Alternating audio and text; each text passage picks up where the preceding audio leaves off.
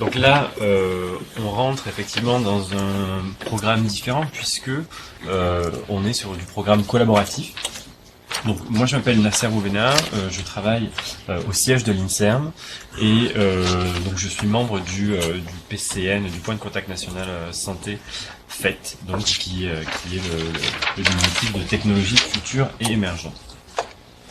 Donc quels ont été les faits donc tout d'abord ça c'est ce dont parlait tout à l'heure Philippe en termes de contribution de la France par rapport à ce que la France reçoit. Donc ça c'est les messages classiques qui nous sont donnés par le ministère et que Alice et d'autres membres du réseau ont déjà dû vous communiquer. Donc la France participe à hauteur de 16,6% et elle récupère en gros entre 11 et 12% selon les chiffres. Donc on reste quand même les troisièmes bénéficiaires après l'Allemagne et le Royaume-Uni. Mais en gros, le calcul un peu mathématique que fait le ministère, c'est que pour chaque euro que la France donne, seulement 0,7 revient à la France. Et cette question de salaire qu'évoquait Philippe y participe également. En effet. Donc, par contre, ce qui a été noté, c'est que la France avait un succès moyen relativement bon par rapport au reste de l'Europe. Donc ce qui montrerait que la France, lorsqu'elle participe, réussit bien, mais qu'elle ne participe pas suffisamment. Donc qu'est-ce que le programme FET?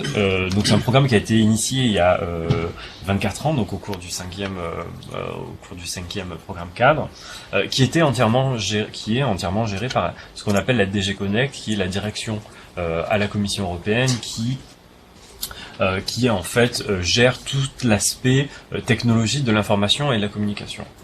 Et donc ce qu'il y a de nouveau dans le programme FET dans Horizon 2020, c'est que maintenant ce programme n'est plus réservé aux technologies de l'information et de la communication et qu'il s'ouvre à toutes les autres disciplines, que ce soit la biologie, les sciences humaines et sociales. Donc là on va avoir un programme qui était réservé à une partie de la communauté qui vraiment s'ouvre à toutes les communautés. Alors, dans le 7e PCRD, donc, on voyait qu'on était les 4e bénéficiaires, donc on se basait uniquement sur le fait que c'était la communauté ICT qui participait, et que la France était le 5e participant, en recevant 8,8% des contributions, ce qui n'est pas énorme si on regarde le chiffre global de participation de la France, avec dans les principaux organismes bénéficiaires au niveau de l'Union européenne, donc surtout le PFL, le CNRS, le Chalmers dans les 3 premiers, et ensuite d'autres grosses institutions, et en particulier au niveau français où la concentration se retrouve autour du CNRS, du CEA et de l'INRIAD, donc qui sont des institutions qui travaillent énormément sur l'éthique et santé, et on voit que le participant suivant est globalement assez faiblement représenté comparé à ces 3 gros organismes. Donc environ 160 projets, 237 participations et 37 coordinations dans ce programme FET au cours du 7e PCA. Donc pour votre information, vous avez la Commission européenne qui a édité en gros tous les programmes FET qui ont été financés dans un document qui pourrait vous intéresser, ne serait-ce que pour voir un peu quel était l'esprit de ce programme et des projets qui ont été financés au cours du 7e PCRD. Donc que devient FET dans Horizon 2020? Donc aujourd'hui, il ne s'intègre plus dans le programme ICT, mais il est dans le premier pilier, donc avec le RC, dans le pilier excellence scientifique. Il représente 11% du budget de ce pilier excellence scientifique, avec 2,7 milliards sur les 7 ans. Avec des interactions particulières, notamment avec le pilier infrastructure sur la partie infrastructure. Mais on y reviendra. Donc, la mission de ce programme FET, en tout cas dans son programme de travail 2014-2015, c'est vraiment de transformer l'excellence scientifique européenne dans une base la base de cette excellence, de la créer en un avantage compétitif. Donc l'idée ici, c'est de développer de nouvelles possibilités technologiques radicalement nouvelles. Donc on reviendra, il y a beaucoup de mots-clés autour du programme qui vraiment structurent l'esprit de ce qui est attendu dans les projets qui vont être demandés dans ce programme. Donc évidemment, il y a toute cette notion politique d'avoir un leadership sur le fait de faire émerger en Europe des technologies nouvelles et le lien que ces technologies auront avec la création de compétitivité et d'accroissement économique et de faire une vraie différence au niveau de la société. Donc il y a une notion d'impact qui va être importante aussi et on y reviendra. Et enfin, donc l'idée de fait, c'est de se concentrer au-delà de ce qui est connu. C'est difficile de se concentrer sur au-delà de ce qui est connu, mais donc cette liberté déjà qui existe dans l'ERC de proposer des choses ambitieuses. Donc au-delà de ce qui est connu, de ce qui est accepté, donc ça aussi c'est important, sortir des clous, des paradigmes, remettre en cause des paradigmes, et évidemment ouvrir des voies vers des nouveaux chemins de recherche. Donc technologie radicalement nouvelle à haut risque, donc ça c'est juste une traduction en français, avec les mots-clés qui y sont associés. Donc des technologies qui vont être fondatrices. Donc vraiment on attend un socle de connaissances scientifiques et de technologies nouvelles, donc des technologies émergentes, novatrices, en rupture, donc encore une fois en dehors des clous de ce qui est accepté, une vision à long terme, puisque ce qui est attendu, contrairement à ce qu'on peut avoir dans les défis du pilier 3, ce n'est pas des retombées à 3-5 ans, mais vraiment voir à long terme, à 10 ans, voire plus. Une notion d'interdisciplinarité qui sera très forte, faire travailler des personnes qui sont de purs technologues avec des personnes des sciences humaines et sociales, avec des biologistes, avec d'autres personnes, vraiment créer des collaborations un peu originales et évidemment permettre de la recherche à haut risque. Et ça aussi, comme dans le RC, on va vous demander à la fois de présenter des projets à haut risque, mais tout en restant réaliste et proposer par exemple des plans B si votre plan A ne fonctionne pas. Donc comment se présente le programme? Donc comme je vous le disais, on va avoir comme vous voyez sur la gauche un premier programme qui s'appelle le programme FET Open, qui est un programme ouvert. Donc ici il n'y aura pas de guides qui vous donneront des lignes sur les technologies adoptées, sur les défis qui sont à résoudre. Ensuite, sur la chaîne plus guidée, on a les fêtes proactives qui est un programme en fait dans lequel on va avoir une consultation de la Commission européenne des communautés pour faire émerger 3-4 grandes thématiques qui vont ensuite donner lieu à des sujets ouverts, un peu plus guidés, pour créer des communautés autour de ces sujets et créer une émergence de projets autour de ces sujets. Et ensuite, on a des gros programmes que sont les FED Flagship. Et là, donc ce sont des programmes de plusieurs millions d'euros sur 10 ans. J'y reviendrai tout à l'heure, où là on va pas pouvoir appliquer directement pour créer un FED flagship. Donc il y en a deux, il y a un FED flagship autour du Human Brain et un FED flagship autour du graphène. Et là il s'agira d'agglomérer des communautés autour de grandes ambitions sur 10 ans. Mais j'y reviendrai un peu plus tard. Ce qu'il faut savoir, il y a un troisième, un défi transversal, on va dire, dans ce programme, qui est le High Performance Computing, et là, qui est contenu dans FED Proactive, mais qui en fait va avoir une vision un peu plus transversale sur toute la chaîne du programme FED, puisque là il s'agit vraiment de développer des technologies sur le computing de haute performance. Donc moi, ce que je vais me concentrer sur la partie, donc sur le programme de gauche, Fête Open, puisque le programme Fête Proactive est fermé pour l'instant. Il faudra attendre le programme 2016-2017. J'ai mis des slides et j'y passerai rapidement en fonction du temps dont je dispose pour que vous ayez un peu une idée de ce que c'est et de ce que vous pouvez vous attendre pour les années à venir.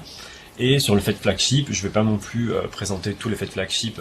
Je vous ai mis la documentation. Il y a un appel qui est ouvert pour pouvoir rejoindre ces communautés, donc je vous parlerai de cet appel-là. Donc, je vous ai mis un petit slide pour donc ce qui est appelé les cross-cutting issues. Donc, je vais pas aller dans le détail, c'est pour que vous ayez une idée vraiment de ce qui est attendu et de quel est l'esprit de ce programme Fête. Dans chacun des trois volets, donc Fête Open, Fête Proactive et Fête Flagship, et ensuite tout ce qui est synergique et comment le programme en gros se complémente à travers ces trois différents sous-programmes. Et donc là, vous avez différentes problématiques qui vont être rassemblées autour de ces trois-là. Et donc ça va influencer la façon dont vous allez écrire le projet. Donc pour votre information. Donc là, c'est le Participant Portal, là où vous trouverez les informations sur Fête. Donc le programme de travail 2014-2015, encore une fois, comme je vous disais tout à l'heure, pour l'instant, il n'y a que Fête Open qui reste ouvert. Donc là, on va avoir des appels, donc avec en gros au début un programme, un contexte qui va justifier l'appel et la raison pour laquelle l'appel est ouvert, qu'est-ce qu'on attend de l'appel. Donc c'est du texte introductif qui est vraiment important à lire pour comprendre l'esprit du programme. Ensuite, vous avez pour chacun des appels typiquement ce qu'on appelle le specific challenge, donc ce qui va être attendu globalement en termes de défis pour le projet que vous allez présenter. Le scope va lui recentrer ce que on attend précisément dans un appel particulier. Ensuite, vous avez la partie impact, donc qui va être très importante. Là, il va pas falloir juste dire mon projet va pouvoir permettre de révolutionner le monde de la microélectronique, mais il va falloir vraiment argumenter et écrire cette partie presque aussi bien et autant que la partie scientifique. Et ensuite, vous avez le type d'instrument, donc ce qu'on appelle les Research and Innovation Actions, c'est ce que vous allez retrouver globalement sur ce programme-là, qui juste définit le taux de financement et l'avancée technologique dans l'échelle de l'innovation. Donc j'y reviendrai. Et ensuite, donc les CSA, qui sont des actions de coordination qui vont un peu moins concerner les chercheurs, mais plutôt les institutions, en tout cas pour ce programme-là. Enfin, vous avez un budget, donc là aussi, on va vous dire, on attend des programmes entre 2 et 4 millions d'euros. Et là, c'est pas un budget qui est prescriptif. On vous donne une échelle et à vous de définir le budget dont vous aurez besoin pour votre projet. Et enfin, il y a parfois des conditions spécifiques d'éligibilité sur certains appels. Et donc là, on vous l'indique très précisément. Des modalités d'évaluation qui peuvent être spécifiques aussi. Et pour le programme Fête, le mode d'évaluation a une spécificité et je vais vous l'exposer aussi, puisque les critères d'évaluation sont pondérés, ce qui n'est pas le cas dans les défis. Donc le Fête Open, donc c'est un appel blanc, comme je vous disais, bottom-up, qui vise à explorer des idées visionnaires, prometteuses, susceptibles de répondre aux défis technologiques à long terme de l'Europe. Donc l'idée, encore une fois, approche et concept nouveau, interdisciplinarité et collaboration dite non conventionnelle. Donc le Fête Open représente à peu près 40% du budget Fête. Donc là, on est sur des projets collaboratifs, et là je vais revenir sur les règles du programme collaboratif, puisque il faudra 3 partenaires minimum de 3 pays différents, et d'assez petite taille, entre 2 et 4 millions d'euros. Donc là aussi, c'est vous qui définissez le montant dans cette fourchette-là, puisque les budgets ne sont pas extensibles en général. Et donc voilà, comme je vous disais, les mots-clés, je vais pas les répéter, avec cette volonté d'avoir un portfolio divers de nouvelles technologies. Une spécificité dans le programme Fait Open, c'est ce qui s'appelle les gatekeepers. Donc, en gros, lorsque vous écrivez un programme Fait Open avec vos collaborateurs, vous devrez rentrer dans ces 6 gatekeepers. Et donc, votre projet devra répondre à ces 6 critères-là. Donc, la vision à long terme, comme je vous l'ai dit tout à l'heure, l'avancée scientifique et technique, l'aspect, ce qu'ils appellent fondationnel, donc ce que je vous disais, vraiment créer un terreau pour un développement technologique, la nouveauté, la notion de haut risque et l'interdisciplinarité. Donc c'est clairement, dans le programme de travail, vous avez clairement ces critères-là qui vont permettre de guider l'écriture de votre projet. Donc, en termes d'impact, donc vous avez 2 types globalement d'impact dans le Fait Open. Soit vous avez un projet qui va permettre vraiment d'initier une nouvelle technologie, une technologie radicalement nouvelle en établissant une preuve de concept sur une nouvelle possibilité technologique. Ou alors vous allez pouvoir répondre à un deuxième impact qui est lui de permettre l'émergence d'un nouvel écosystème d'innovation avec des acteurs à haut potentiel autour d'un terreau solide pour de nouvelles technologies. Donc ici, dans le deuxième impact, on a une proximité de la prise de la technologie pour l'utilisation qui est plus forte que sur le premier impact, puisque là, il s'agit vraiment déjà de créer un écosystème d'innovation. Donc, on a beaucoup de questions sur ce qu'ils appellent l'interdisciplinarité. La Commission européenne a édité un document pour vraiment mieux comprendre ce qui est attendu dans ce type de programme en termes d'interdisciplinarité. Et donc là, aussi bien les personnes qui aident à écrire les projets que les porteurs de projets, je vous encourage à aller voir ce document qui est assez bien fait. Donc voilà comment ça se présente sur le Participant Portal. Vous avez les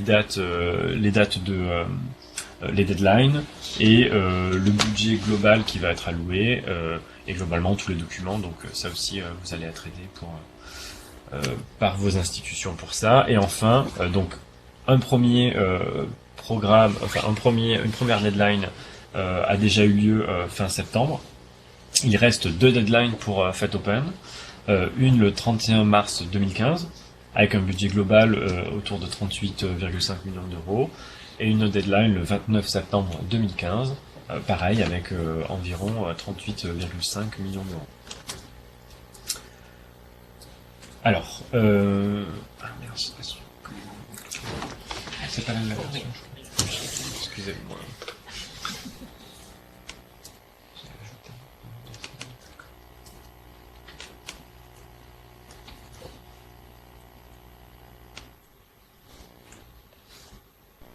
Je vais le retrouver. Alors désolé, c'est ma faute, j'ai donné une autre version.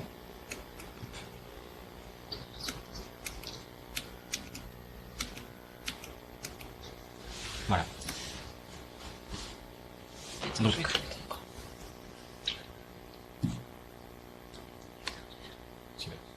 merci. Donc, en termes de règles de participation, donc c'est comme les règles de participation des défis sociétaux, parce que là on est dans du programme collaboratif. Donc il vous faut 3 entités légales de 3 États membres ou États associés différents. Donc les États associés étant des États qui sont pas membres de l'Union européenne mais qui font partie de la proximité géographique, comme l'Islande, la Norvège, la Turquie, Israël. Et pour ce programme-là, la Suisse également peut participer. Ensuite, vous avez toutes les entités légales dans le monde qui peuvent participer, mais pas toutes ne peuvent recevoir du financement. Celles qui peuvent recevoir du financement, donc c'est les entités légales dont je vous ai parlé juste avant, plus une certaine partie de pays qui sont éligibles et qui sont souvent des pays en développement. Et ça n'inclut pas les BRIC, qui sont eux considérés par la Commission européenne comme des pays déjà développés. Donc les BRIC, c'est Brésil, Russie, Inde, Chine. Ensuite, 3 critères d'évaluation: excellence, impact et mise en œuvre. Et je reviendrai sur la pondération qu'il y a dans ce programme-là. En termes de règles de financement, donc comme je vous disais tout à l'heure, on est souvent sur des programmes dits recherche et innovation. Donc là, on va avoir un remboursement de 100% des coûts directs, qu'on soit non-profit ou une entreprise, for profit, et une enveloppe forfaitaire donc de 25% des coûts éligibles directs. Donc par rapport aux années précédentes, on a une augmentation de ce forfait-là. Donc en termes de critères d'évaluation, je ne vais pas revenir dans le détail de ces critères-là, vous les aurez pour information. Mais ce qui est important de savoir, c'est que dans ce programme FAIT, contrairement aux défis sociétaux, on va avoir une pondération de l'aspect scientifique et technique. Donc la note de cette partie-là comptera pour 60% de la note, alors que la note d'impact et d'implémentation, donc la mise en œuvre, compteront pour 20% chacun. Donc ce qu'il faut se dire, c'est qu'ici effectivement on attend, on est dans le pilier excellence scientifique, donc on attend des projets qui sont vraiment d'une forte valeur scientifique et technique. Mais ce qu'il faut savoir, c'est que ce qu'on peut observer, en tout cas vu le nombre de projets qui sont déposés, c'est que souvent donc la science et la technique sont globalement très très bonnes à travers l'Europe, et que les facteurs qui font la différence sont quand même l'impact et l'implémentation. Donc vraiment, ne négligez pas ces deux paramètres-là, qui sont vraiment qui sont ce qui fait souvent la différence entre deux projets d'excellence scientifique et technique. Donc pour les actions de coordination, la pondération est différente, puisque là il s'agira plus d'avoir un impact sur la société, mais souvent vous ne serez pas confronté à ce type d'instrument. En termes de dépôt de dossier, donc on va avoir un dossier qui va être en une seule étape, donc avec les cut-off dates que je vous ai montré, dont je vous ai parlé. Donc une partie A comme à peu près la même que celle qu'a évoqué Philippe, des informations administratives dans laquelle vous indiquez le pic, et la partie B, donc qui devra être de 16 pages maximum, et il me semble que ça inclut aussi la page de couverture.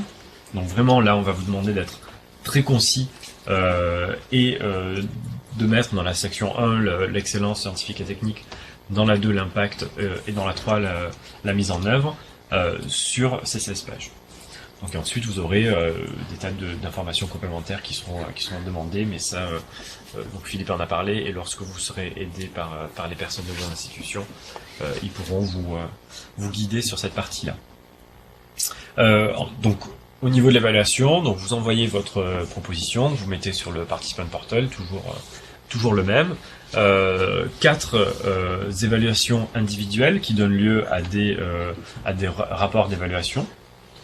Ensuite, la Commission européenne fait un check de la qualité de ces évaluations, et si les évaluations correspondent sont à peu près normées, on va dire, ou qu'il n'y ait pas un qui note à 0 et l'autre à 5,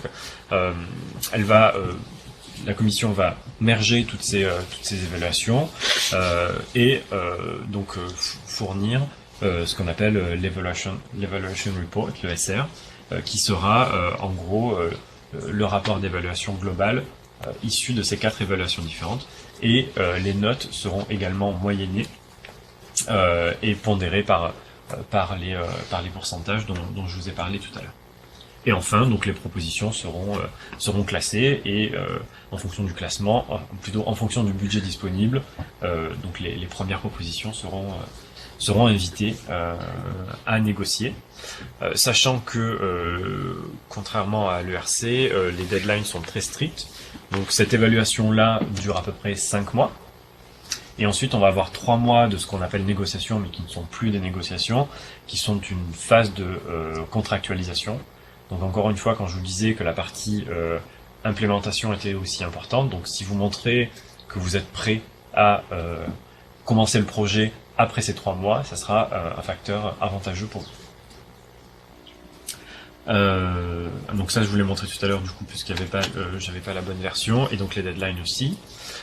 Donc, on n'a pas encore, donc on a eu la première deadline le 30 septembre pour cet instrument Fait Open avec des communautés hors ICT. Donc on a vu qu'il y a eu un énorme succès puisqu'il y a eu 643 soumissions sur la partie Research and Innovation Action, donc les projets de recherche, et 32 soumissions sur les actions de coordination. Et sur les 643 soumissions d'actions de recherche, on a eu un tiers des propositions qui n'étaient pas du domaine de l'ICT, donc ce qui est déjà pas mal pour un programme qui s'ouvre à peine à de nouvelles communautés. Par contre, en termes de taux de succès sur cette première année, on a 77 millions d'euros qui sont disponibles, et donc, si on estime des projets entre 3 et 4 millions d'euros, on peut estimer à 20-30 projets qui seront financés. Donc ça fait un taux de succès assez faible, mais par contre, ce qu'il faut savoir, c'est que cette année, je pense qu'il y a eu un encouragement énorme à faire postuler les gens sur Fait Open, puisque c'était un programme ouvert, et que beaucoup de gens vont s'apercevoir que ils n'ont pas postulé au bon programme, et que c'est pas ce qui est attendu. Donc, on attend vraiment d'avoir un recul sur ce programme-là. J'ai plus beaucoup de temps, c'est ça? Non, c'est bon. Donc on attend vraiment d'avoir un recul sur ces programmes-là, à la fois parce que ça s'est ouvert à des nouvelles communautés, mais aussi parce que beaucoup de personnes ne comprenaient pas ce qui était attendu, et donc ont déposé un projet de recherche classique, alors qu'on attend vraiment des choses assez spécifiques. Donc résultat fin février 2015, et on devrait essayer de faire une analyse au sein du PCN pour essayer de bien comprendre donc pourquoi ceux qui se sont fait recevoir ont effectivement eu le projet, et quelles ont été les grosses remarques qui ont été faites à ceux qui n'ont pas été acceptés. Donc voilà, ça représente un peu comment ça donc sur le portail européen, en fait, comment ça se présente. Donc, je vais passer rapidement sur la partie proactive, juste pour vous sensibiliser à ça pour 2014 et 2015, mais comme je vous ai dit tout à l'heure, pour proactive, à la fois sur les 3 premiers thèmes et sur High Performance Computing, les sujets sont fermés pour cette année. Donc proactive, cette fois-ci, c'est plus une approche thématique, donc assez large, interdisciplinaire, avec des thématiques qui sont choisies par rapport aux besoins de la société et l'industrie européenne. Donc il y a des demandes qui sont faites au niveau de la communauté pour remonter des sujets. Et donc 2 types d'objectifs peuvent être financés. Une recherche plutôt exploratoire, donc avec des directions nouvelles, en particulier fédérer de nouvelles alliances, donc des nouvelles différentes thématiques pour les faire travailler autour de thèmes prometteurs, et un objectif débouché, celui-ci permettant de traduire des innovations scientifiques vers des choses beaucoup plus technologiques, plus concrètes, et mettre en œuvre vraiment des projets vers des preuves de concept. Donc ce qui était ouvert là qui a fermé en avril 2014, il y a eu 3 thématiques, donc Global System Science, une thématique autour de la cognition, et une thématique autour de la simulation, de la quantum simulation. Donc en termes de dépôt, donc là aussi il y a eu pas mal de succès. Donc on a eu 52, en gros en tout on a eu 184 projets déposés, donc 52 pour le premier. Le deuxième a eu énormément de succès, et le troisième un peu moins. Donc il y a eu des propositions qui ont été inéligibles pour des raisons vraiment toutes bêtes, et donc c'est pour ça qu'on a mis ce slide, parce que c'est vraiment du B à bas, faire plus de 16 pages, avoir vraiment des propositions qui n'adressent pas tous les aspects de l'appel. voilà, donc encore des propositions qui sont out of scope. Donc là, vraiment, donc c'est jamais perdu d'écrire une proposition, mais de l'adresser au bon outil, c'est toujours mieux, puisque la façon dont vous écrirez votre projet est vraiment dépendante de l'outil auquel vous l'adresserez. Et en termes d'évaluation, donc là, on a eu des taux de succès qui sont quand même qui peuvent varier, donc de 17% à 3,7%, vraiment en fonction de la thématique. Mais je pense que la commission n'attendait pas autant de propositions sur la communauté numéro 2 Faites Proactive autour de la commission. Donc la France reste quand même deuxième bénéficiaire après l'Allemagne sur cet appel Faites Proactive. Donc les perspectives pour 2016-2017. Donc là, il y a eu une consultation qui a été lancée au premier semestre 2014 pour définir les thématiques des appels sur la période 2016-2017. Donc il y a une première analyse des retours qui est accessible. Donc on vous a mis le site pour que vous puissiez y accéder, et on devrait avoir les programmes de travail courant de l'année prochaine. Donc pareil pour High Performance Computing, donc j'ai pas les résultats, mais juste pour vous montrer que cet aspect-là, donc qui est fermé aussi, hein, ce code-là qui est fermé aussi, vraiment va s'appliquer sur toutes les thématiques. Donc n'hésitez pas à aller voir aussi, même si vous n'êtes pas des experts du HPC, si vous travaillez avec des experts du HPC dans le domaine de l'énergie, de la sécurité alimentaire, du climat ou de la santé, c'est des programmes qui peuvent être intéressants, à la fois dans leur existence dans le programme FAIT, mais aussi parce que cette partie-là est liée à ce qu'on appelle e-infrastructure, donc aussi dans le pilier 1 excellence scientifique, la partie infrastructure, qui sont des projets qui sont encore ouverts, donc c'est deux projets infrastructure, et qui peuvent être déposés pour février, il me semble. Janvier, autant pour moi. Donc voilà, je vous ai laissé des slides juste pour que vous puissiez un peu comprendre, mais je vais pas y revenir puisque c'est fermé. Je pense que l'intérêt est plus de discuter que de présenter des choses fermées. Donc je vais terminer avec les flagships. Donc très rapidement, ces flagships-là sont des projets qui ont été pensés pendant plusieurs années. Donc là, je vous montre un peu comment s'est fait le process de sélection de ces flagships. Donc ça remonte à 2009-2010, où il a été demandé de remonter des thématiques, un call préparatoire en juillet 2010, des phases pilotes 2011-2012, de mai 2011 à avril 2012, et enfin une sélection de 2 flagships en fin 2012, donc autour du graphène et du projet du Human Brain Project. Et donc là, ces projets-là sont dans ce qu'on appelle une ramp-up phase, donc la Commission européenne a donné de l'argent pour que la communauté s'organise avec les participants qui existent déjà, et commence à recenser toutes les capacités qu'ils ont, et à recenser aussi les capacités qu'ils n'ont pas pour le projet, et à ouvrir des petits appels pour faire agrandir la communauté sur des thématiques bien précises. Et donc je vous ai mis les présentations de Graphene et de Human Brain Project, je ne vais pas y revenir, vous les aurez pour information. Ce qui est important et que je veux vous montrer, c'est cet appel Eranet Flagera qui est encore ouvert et qui a pour objectif justement de coordonner les actions des agences nationales et régionales qui sont en lien avec les 2 flagships Graphene et Human Brain Project, faire un inventaire des actions qui vont se faire, analyser la couverture, les redondances dans les différents partenariats, et lancer des appels conjoints. Et en ce moment, donc en France, c'est l'ANR qui gère tout ça. Donc vous avez le contact de la personne à l'ANR qui gère ça.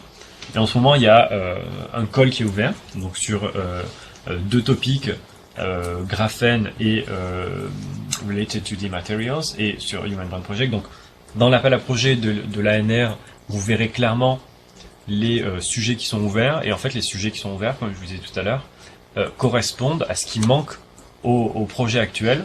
En tout cas, ils cherchent des nouveaux partenaires sur des thématiques assez précises pour développer par la suite le flagship, les 2 flagships. Donc la deadline c'est le 27 janvier. Et c'est des petits projets, hein, parce qu'il y a que 15 millions d'euros. Donc pour la France, je crois que l'ANR met 1 million d'euros. Donc également des projets qui doivent se faire de façon collaborative. Donc pour en savoir plus, donc la Suisse, je l'ai déjà évoqué, donc c'est uniquement dans le pilier 1, puisque la Suisse n'est plus un membre associé dans les autres, dans le pilier 2 et 3. Alors, le FET Open fait aussi partie, comme le RC, du pilote Open Access et Open Data. Donc, pour ce qui est de l'Open Access, c'est obligatoire. Donc, vous devez rendre disponible vos publications gratuitement. Donc, en France, on a le système HAL en particulier, mais tous les autres systèmes sont possibles.